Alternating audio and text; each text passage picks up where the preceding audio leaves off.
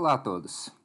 Antes de mais nada, me apresentando, meu nome é Cauê, ou Sortudo para alguns. Vou ser responsável pelo RPG do Acampamento Semi-Capivaras, comunidade de semideuses aqui de Curitiba.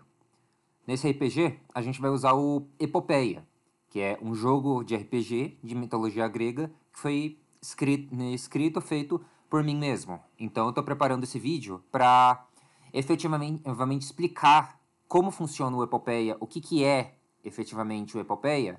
Então, trazer uma introdução, tanto para quem não pôde participar da live que nós fizemos ontem, como também para apresentar mesmo quem não seja membro ali do Semi-Capivaras. Então, basicamente, eu vou falar aqui a respeito do RPG, como pode ser feito e o que uma pessoa precisa saber para criar um personagem ali para a campanha. Então, primeiro de tudo, Epopeia, como vocês podem ver ali na tela em versão digital, Epopeia é um RPG de mitologia grega. Um RPG feito por mim mesmo, no qual o livro, no momento, ele tá tendo uma rifa, na qual nós estamos angariando fundo ali para lançá-lo, e depois vamos lançar ali no Catarse.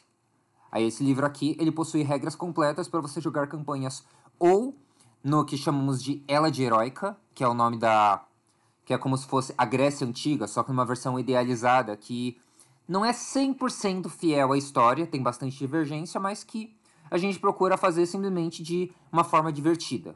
E o mundo mítico atual, que seria se passando nos dias de hoje, algo estilo Percy Jackson e obras semelhantes, no qual é a mesma ideia de que, em paralelo com o que a gente conhece como sendo normal, existem monstros, heróis, deuses, vários conflitos desse tipo. Aí assim, a princípio, no RPG que a gente vai mestrar, do acampamento Semi-Capivaras, a história ela vai se passar nos dias atuais, ou seja, vai ser no mundo mítico atual, não na Hélade Heróica. Aí como é que funciona? Como que é esse mundo, o mundo mítico atual? Para começar, o que acontece é que assim, na Grécia Antiga, na Hélade Heróica, o termo que a gente usa aqui, as pessoas e as criaturas de mito, tipo os humanos, os centauros, os sátiros, as ninfas, todos eles viviam em conjunto uns com os outros. Porém, o que acontece é que, em certo momento, os humanos, a partir do momento que eles começaram a ficar mais numerosos, não se sabe exatamente como começou isso, mas eles pararam de acreditar na existência dos mitos, das outras criaturas místicas, dos outros povos da Hélade Heróica. De modo que, por muito tempo, eles foram lá e simplesmente foram se retirando até chegar a um ponto no qual eles mesmos se convenceram de que os povos heróicos, eles não existem efetivamente. Aí o que acontece? Com isso eles simplesmente somem? Não, eles não somem. Só que, como a crença, efetivamente, ela interfere no mundo ali, no mundo de Epopeia, então as pessoas, os humanos, simplesmente por não acreditar, eles simplesmente não veem as coisas da mesma forma. É da mesma forma que funciona a névoa, que aparece em Percy Jackson, ou o glamour, que aparece em Magnus Chase. O que acontece aqui, por exemplo, um humano que viveu a vida inteira achando que centauros não existem, ele pode ver um centauro ali na frente dele. Ele não vai ver um homem com pernas de cavalo. Ele vai ver simplesmente um homem comum, com bem grandalhão, talvez, com algumas coisas, só que a mente dele não vai processar efetivamente isso. Então, por conta disso, o que acontece? No mundo de Epopeia, no mundo mítico atual, os povos heróicos, os outros povos que não os humanos, eles vivem às escondidas aqui no nosso mundo. Bom, às escondidas teoricamente, porque eles vivem abertamente, só que nós não vemos eles da forma que eles deveriam. E além disso, o que acontece é que a própria magia, todas as energias místicas que definiam a Hélade Heróica, elas foram lá e elas não podiam simplesmente deixar de existir também. Então o que aconteceu é que, com a falsa crença dos humanos de acreditar que os outros povos não existiam, aconteceu que foi criada uma dimensão à parte, chamada Umbra, na qual é basicamente como se fosse uma cópia desse mundo aqui, só que em um mundo paralelo. Então, por exemplo, a gente no momento está em Curitiba. Na Umbra existe uma Curitiba. Ah, mas ela é igualzinha a que nós temos aqui? Não, não é igualzinha. Primeiro porque as invenções humanas, por exemplo, essa casa foi feita por humanos. Foi por humanos mundanos que fizeram todos os materiais. Enquanto na Umbra é tudo mato. A menos que alguém fosse na Umbra e lá construísse também.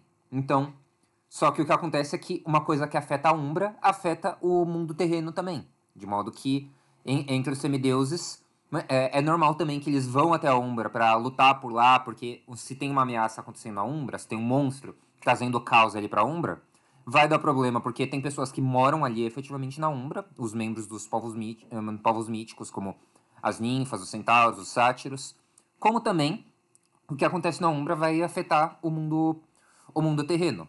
Então, vamos supor, lá na Umbra, nessa dimensão à parte, tem um monstro destruindo tudo, destruindo todas as árvores. Isso não quer dizer que as árvores do mundo terreno vão automaticamente ser destruídas ali na região equivalente. Só que pode haver problemas com o solo, elas podem ir ficando mais fracas efetivamente. Se membros dos povos míticos morrerem na Umbra, pode ser que as pessoas ali da região que eles morreram acabem mais doentes, coisas desse tipo. Então, os heróis do mundo mítico atual, eles estão prontos para lutar contra ameaças no mundo terreno e também na Umbra. E aí, com isso, vem os centros de treinamento. Centros de treinamento, em resumo, eles são mais ou menos como se fosse o acampamento meio-sangue ali de Percy Jackson. Com a diferença que eles não têm o nome de acampamento meio-sangue. Eles são diferentes, cada um em particular, cada um tem suas próprias ideias, seus próprios métodos de ensino, os próprios métodos de treinamento, de combate, e eles são espalhados por toda parte. Tanto que em Epopeia, os que a gente descreve lá são todos no Brasil. Então, por exemplo, aqui em Curitiba, nós temos o centro de treinamento, que é o Colégio Pinheiro do Sul, no qual é basicamente um lugar que eles prezam muito pela natureza, ele se localiza lá perto do Jardim Botânico, e que é bastante focado em centauros, ninfas e sátiros, na qual eles basicamente lutam para combater as ameaças da destruição da natureza aqui no mundo. É a mesma coisa, existe em São Paulo, existe o Colégio Ubirajara e o Campus Nova Alexandria, no Nordeste.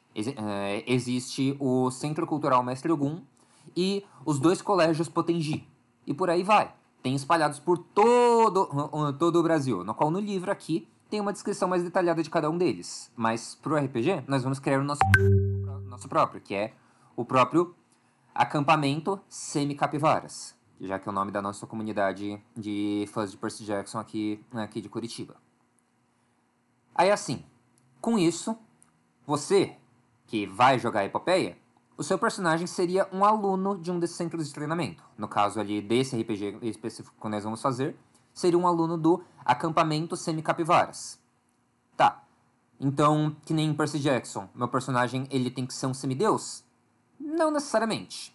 Ele pode ser um semideus, mas não quer dizer que seja obrigatório e não quer dizer que que não existam outras possibilidades. No qual existem basicamente 3 tipos de herói que você pode ser. Isso sem falar de povo, como humano, centauro, minotauro, etc. No caso aqui eu estou falando especificamente de uma coisa com relação ao sangue divino ou semelhantes. Então, primeiro de tudo, sim, você pode ser um semideus. Você pode ser um semideus no qual é exatamente igual em Percy Jackson. Teu pai é um deus do Olimpo, que foi lá e fez você com alguém daqui da Terra. Nasceu você que tem meio sangue olímpico e meio sangue mortal. Então, isso te coloca um pouco acima dos outros mortais. Então, essa é uma possibilidade, na qual aqui você pode ser de qualquer um dos deuses olimpianos que aparecem ali em Percy Jackson, com a exceção apenas de Atena. Filhos de Atena não podem, simplesmente porque filhos de Atena, a ideia de Atena ter filhos mortais, nascidos da inteligência, tudo mais, isso é uma coisa muito particular de Percy Jackson que eu não acho que seria certo a gente reproduzir aqui. Então, digamos que os filhos, a princípio, eles são feitos, digamos que de maneira tradicional. Mas, então, os filhos de Atena não ficam inclusos nisso. Mas de resto, pode ser filhos de Zeus, de Poseidon, de Hades, de Hefesto, de Ares, de Apolo e por aí vai. Vai do jeito ali que vocês preferirem. Aí, eles podem ser semideuses, sim.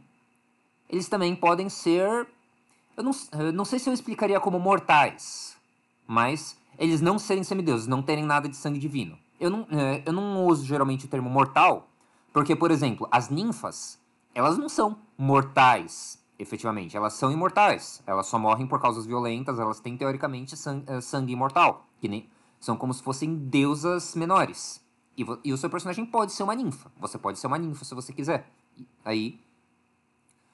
Então, o negócio é, se você não for um semideus, você pode ser um membro comum de um dos outros povos. Mas existe uma terceira possibilidade do que você pode ser. Que no caso seria um herdeiro heróico. Assim. Herdeiros heróicos são como se fossem... Imagina que você nasceu e que existem duas almas dentro do seu corpo. Uma delas é a sua. É a que está no controle do corpo, é a que faz as coisas acontecerem, com a qual você pensa. Só que, quando você cresce, você vai ficando mais velho, você vai tendo sonhos, com imagens que você nunca viu antes. Vai vendo coisas que você nunca percebeu. Começa a ouvir vozes na sua cabeça. Você pensa que você pode ter alguma neurodivergência grave, alguma coisa desse tipo, mas a verdade é que você possui uma outra alma dentro de si. Então, por exemplo, Aquiles. Vamos supor que você seja um herdeiro heróico que, dentro do seu corpo, existe a sua alma e a alma de Aquiles.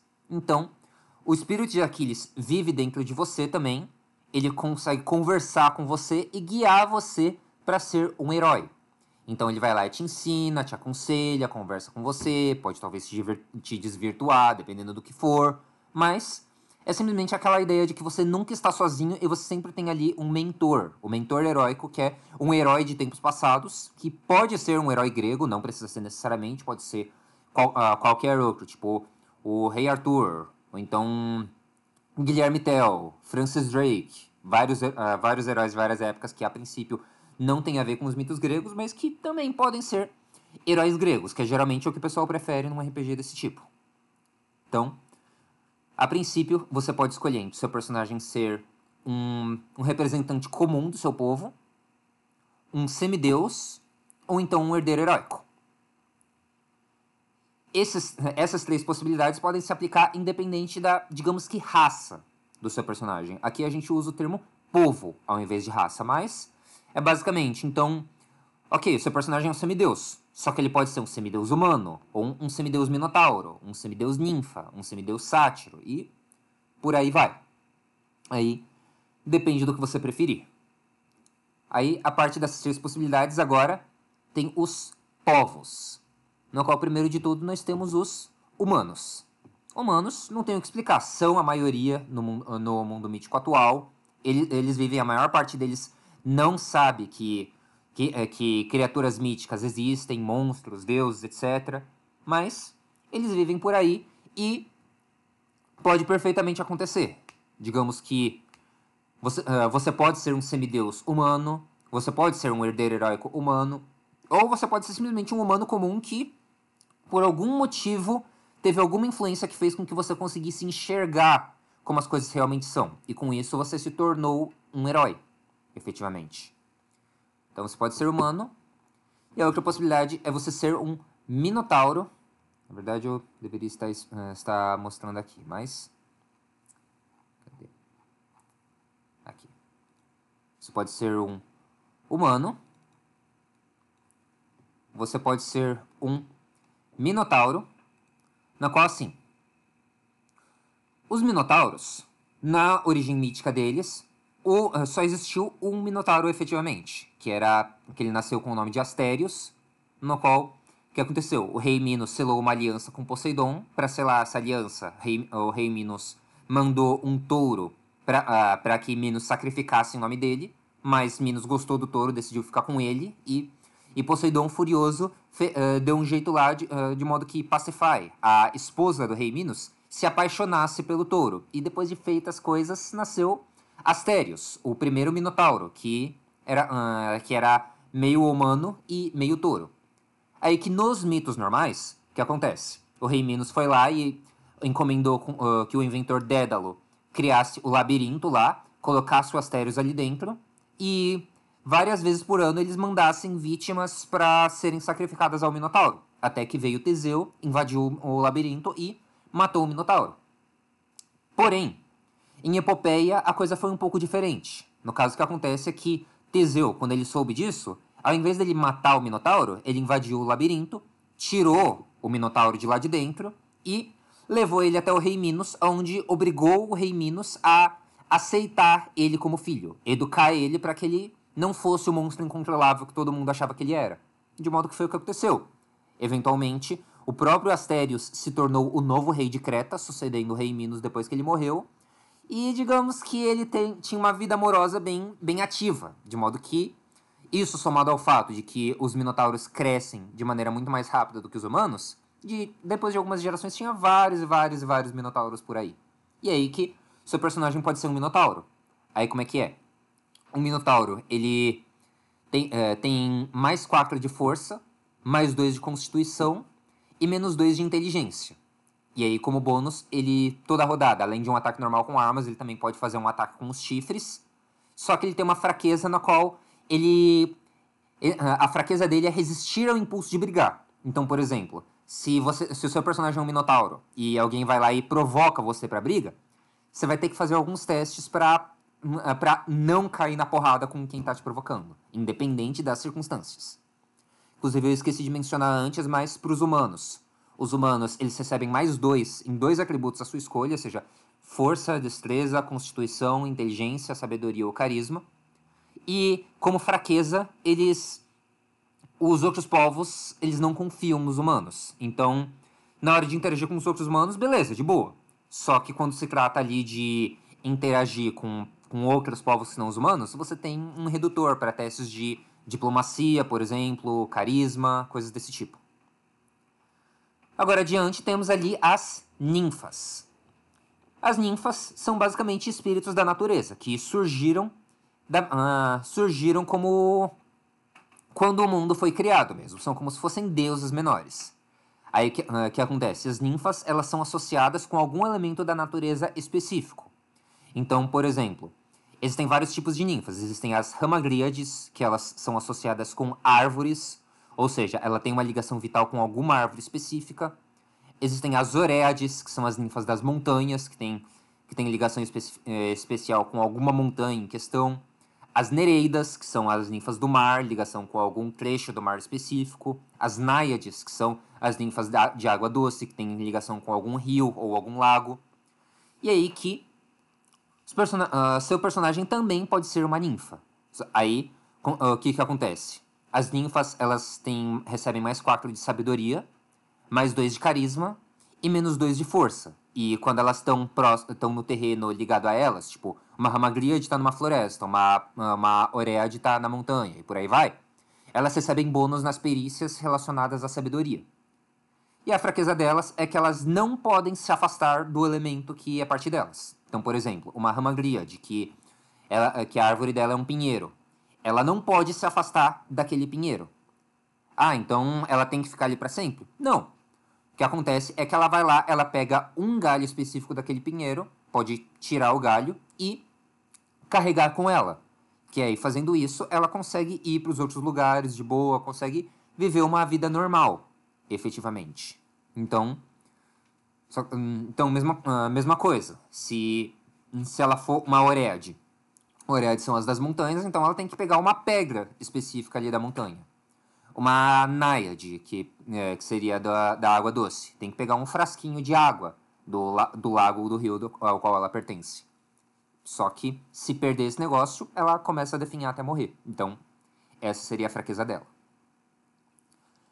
Aí, seguindo adiante, nós temos aqui os sátiros.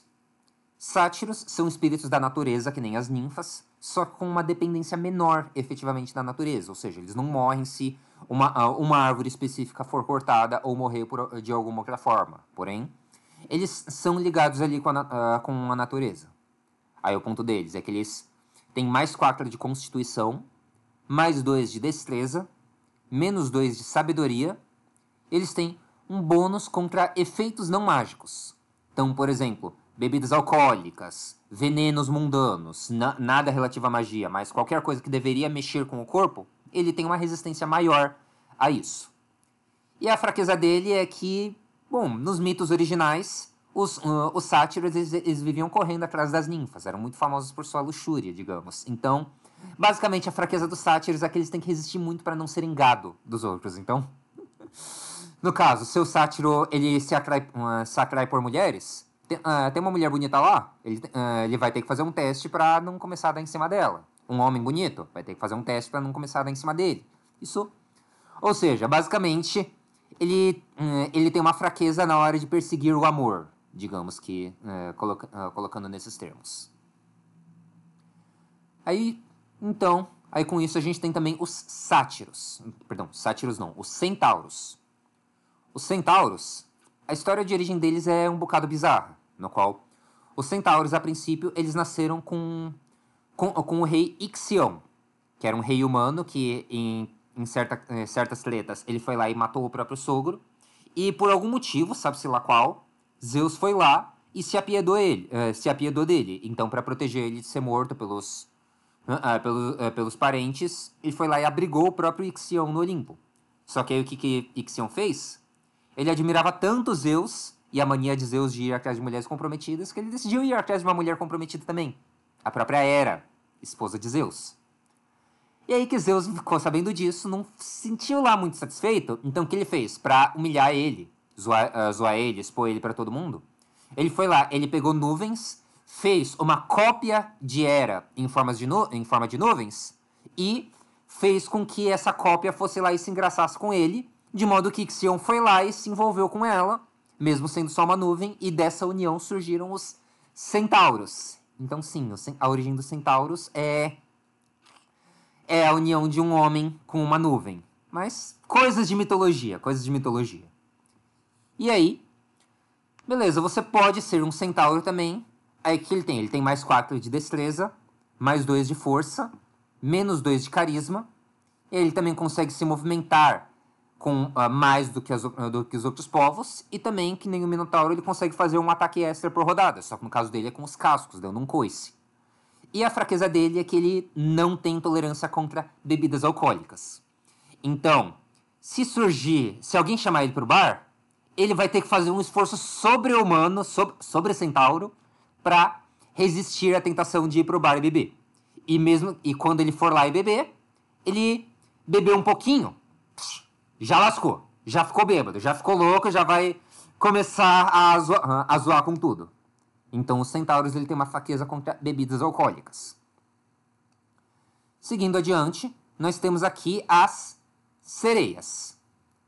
As sereias, originalmente, elas eram as ninfas que acompanhavam Perséfone, a filha de Deméter, deusa da agricultura, e esposa de Hades, o deus dos mortos. É o que acontece, de acordo com os mitos, Perséfone foi sequestrada por Hades e imediatamente Deméter, a mãe dela, correu atrás para tentar saber onde é que estava a filha dela, estava preocupada com ela e tudo mais. E aí o que acontece?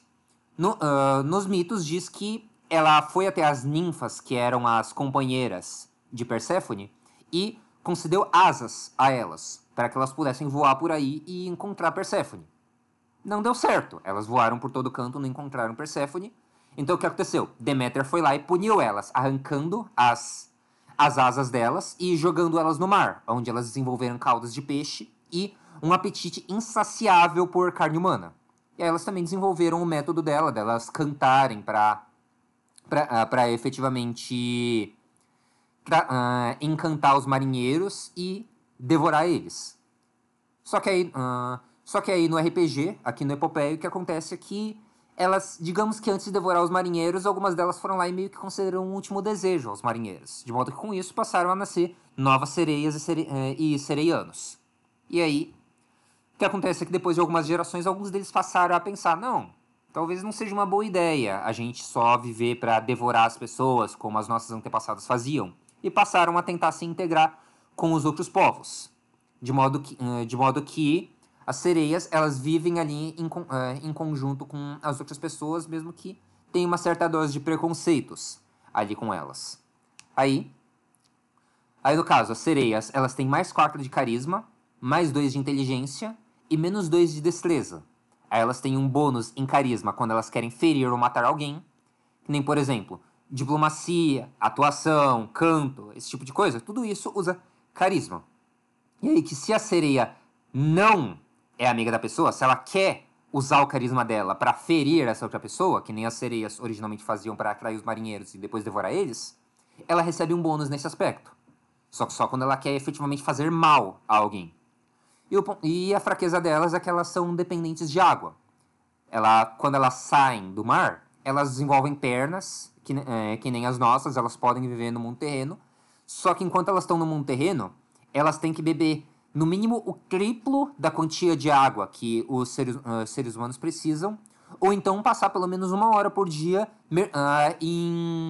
mergulhada em água, seja água de uma piscina, uma banheira, alguma coisa desse tipo, enfim, é uma necessidade aí para elas. E aí, seguindo adiante, nós temos os Daemons. Daemons são, traduzindo, efetivamente é o mesmo que demônios, mas aqueles não são exatamente como os demônios que a gente vê na cultura judaico-cristã, e nem os de Percy Jackson mesmo. Os Daemons funcionam da seguinte forma. Imagina a pessoa mais bondosa que você já viu na vida. Agora imagina que essa pessoa morre, reencarna, e quando ela reencarna, ela vive uma nova vida onde ela se torna mais bondosa ainda.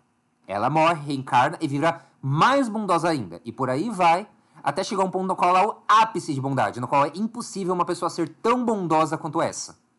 No RPG, quando isso acontece, quando ela reencarna de novo, ela não reencarna como uma humana. Ela reencarna como um Daemon. Ou seja, ela nasce com chifres, com uma cauda pontuda, com dentes pontudos, com a pele vermelha ou verde ou azul.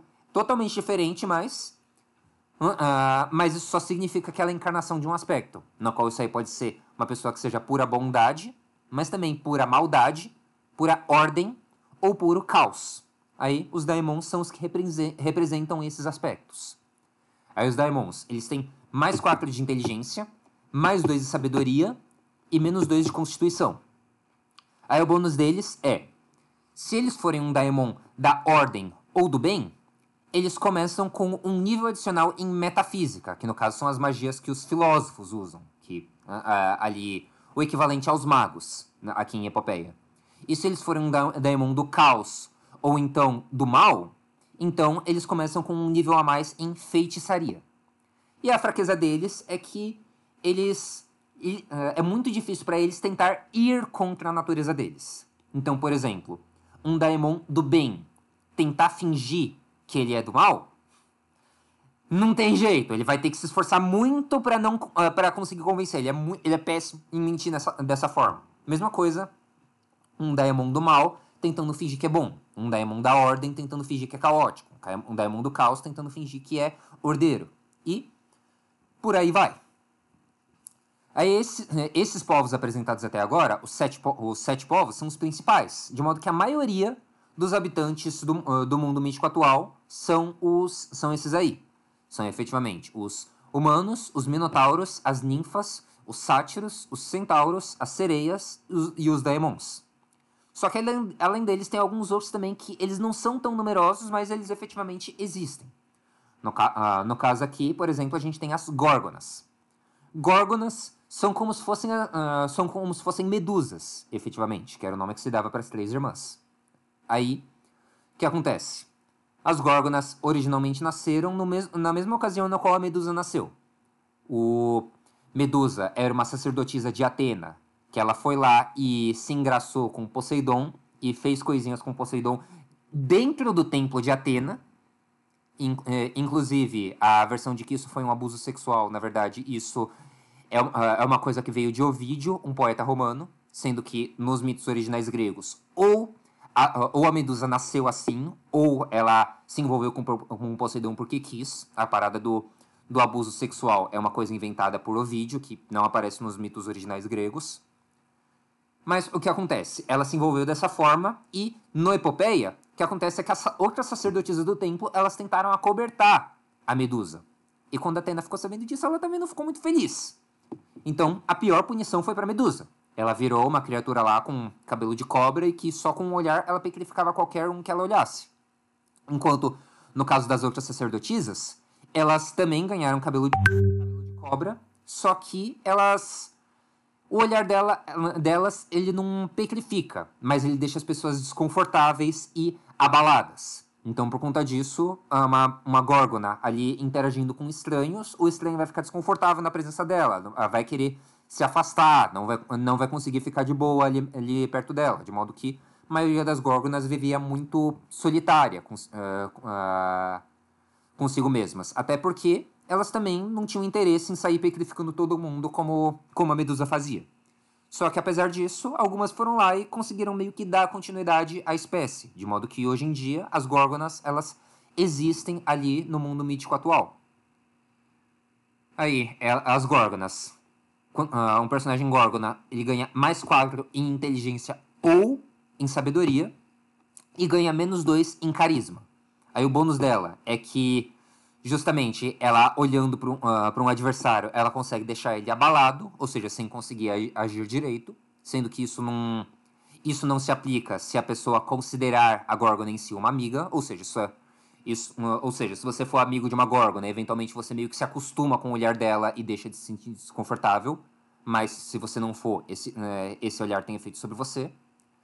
E a fraqueza dela é que ela recebe um redutor em quaisquer testes de carismas contra as pessoas que também não consideram amigas.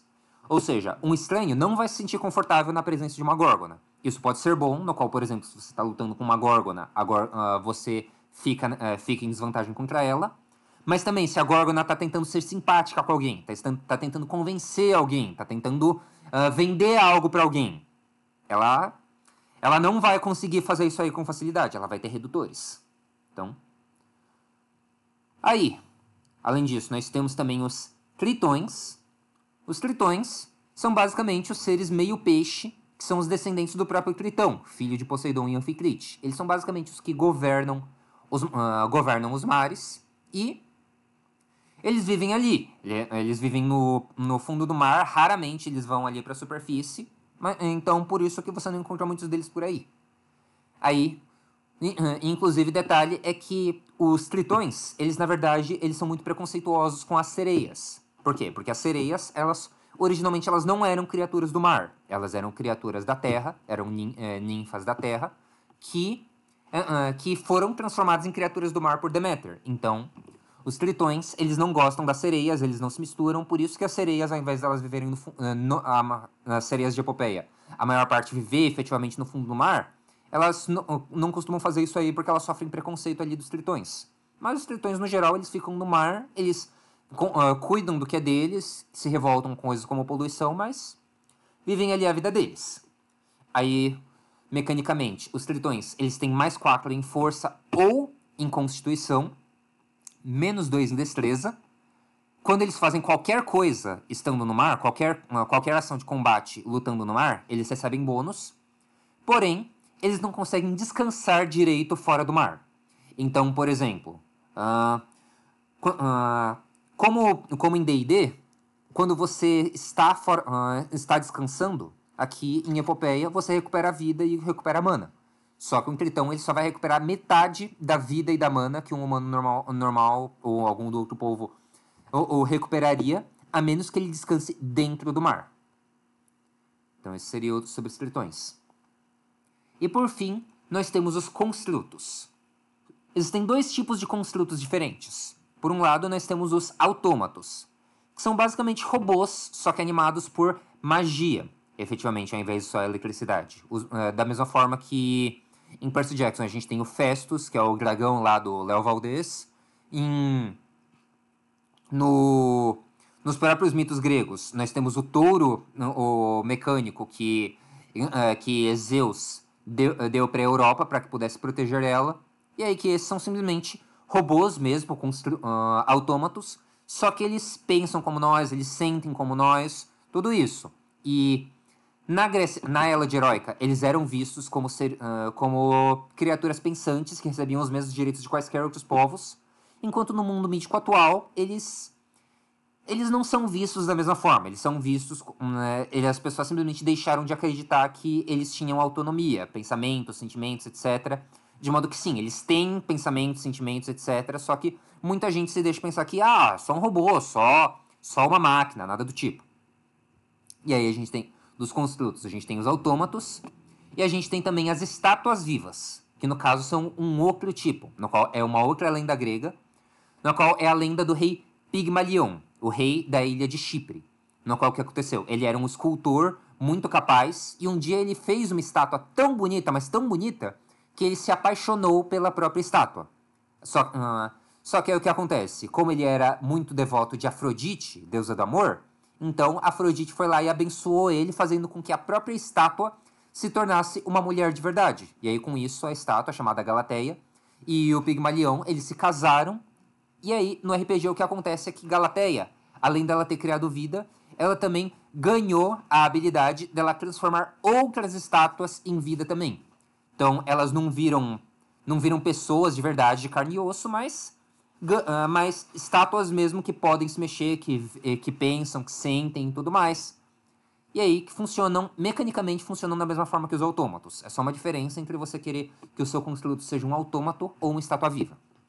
Aí, sendo autômato ou estátua viva, o negócio deles é que eles têm mais 4 em algum atributo à sua escolha, seja força, destreza, constituição, inteligência, sabedoria ou carisma, e menos 4 em outro atributo à sua escolha.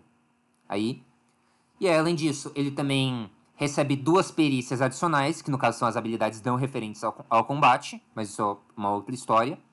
E como fraqueza é que eles não podem recuperar vida sendo curados ou descansando.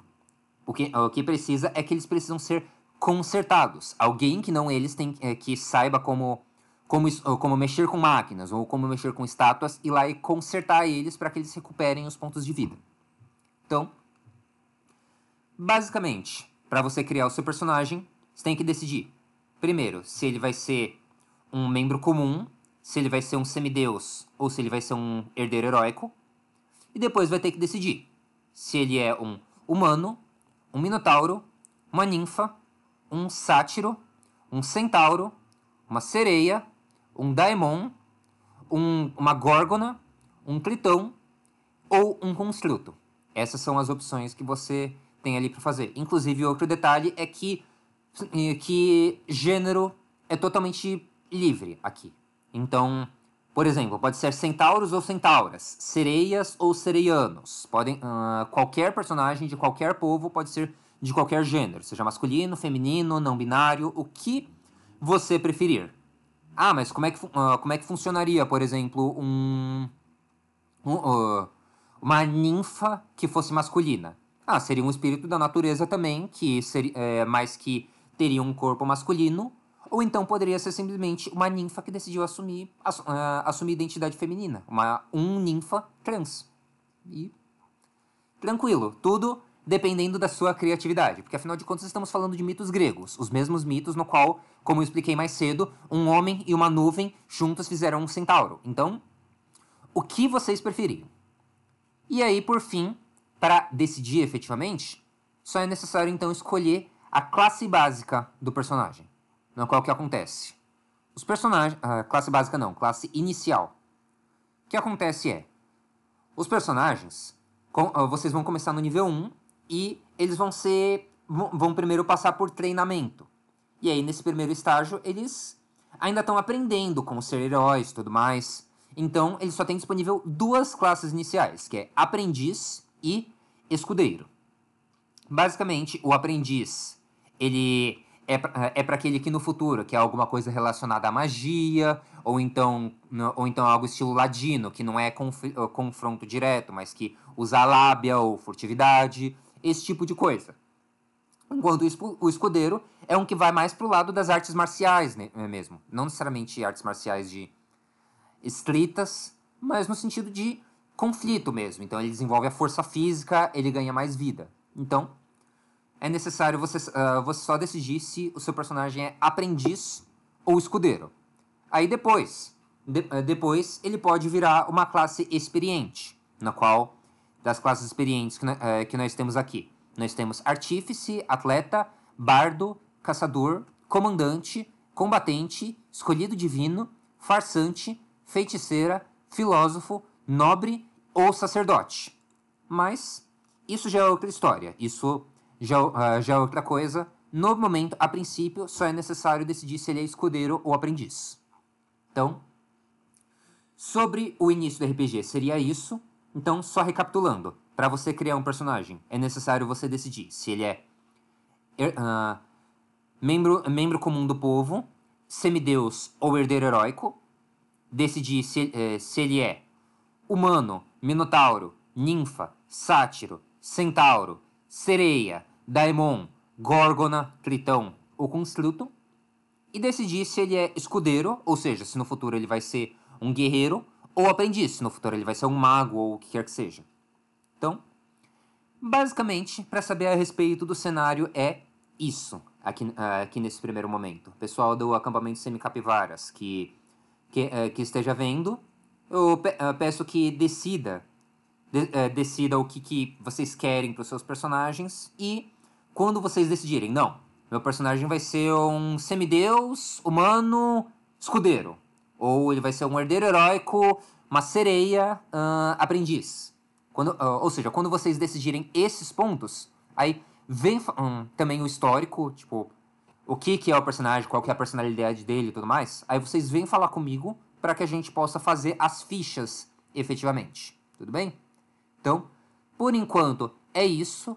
A ideia é vocês criarem isso até quarta-feira. Então, até quarta-feira que vem. Então, por favor, até quarta-feira que vem, vão pensando se vocês decidirem entrar para RPG. E, antes disso, cheguem para mim e a gente vai lá e nós fazemos as fichas juntos. Beleza? E só lembrando que o Epopeia, o próprio livro, efetivamente... Deixa eu pegar aqui só um instante.